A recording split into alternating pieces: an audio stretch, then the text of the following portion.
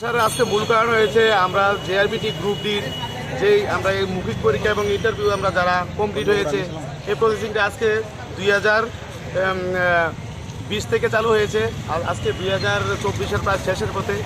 আমরা গভর্নমেন্টের কাছে আমাদের দাবি যেভাবে আমাদের প্রসেসিংটা সরকার সহমর্মিতার সাথে কমপ্লিট করেছে, এখন অতি দ্রুত যাতে আমাদের মেরিট লিস্টটা প্রদান করা হয়, এটা আমাদের গভর্নমেন্টের কাছে দাবি।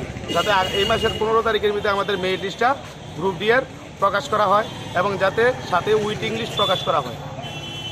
এই জন্য আমাদের এখন দাবি সমর্থ দিয়ে আমরা ডাইরেক্টরের কাছে আমাদের দাবি সমর্থ জমা দিয়েছি।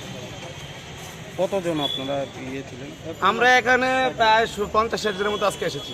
মানে সারা রাজ্যে কত হবে আপনাদের? সারা রাজ্যে প্রায় আমরা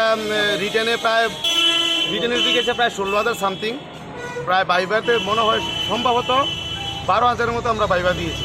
এখন এটা টোটাল পোস্ট হয়েছে 2,500। আমরা লিখিত পরীক্ষা দিয়েছি, এটা আমাদের 2020 সালে সেটা দেওয়া হয়েছে।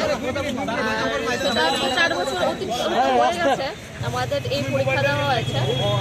আমরা ইন্টারভিউ আমাদের জানুয়ারি মাসের 19 তারিখে সব প্রসেস কমপ্লিট হয়ে গেছে। আজকে 4.5 মাস হয়ে গেছে, 4.5 মাস অতিক্রান্ত হয়ে গেছে। আমাদের রেজাল্টটা এখনও মেরিট লিস্ট পাবলিশ করছে না তারা। ওদের কাছে কিছু পর্যাপ্ত ক্যান্ডিডেট এসে গেছিল, ওনাদেরকে বলেছে যে ইলেকশনে গণনার পর রেজাল্টটা পাবলিশ করবে। তো তাদের প্রসেস ইলেকশন গণনার পর চালু করবে তারা, কিন্তু এখন ইলেকশন গণনা প্রায় শেষ হয়ে গেছে, কিন্তু আমাদের মেরিট লিস্টটা এখনও পাবলিশ করছে না।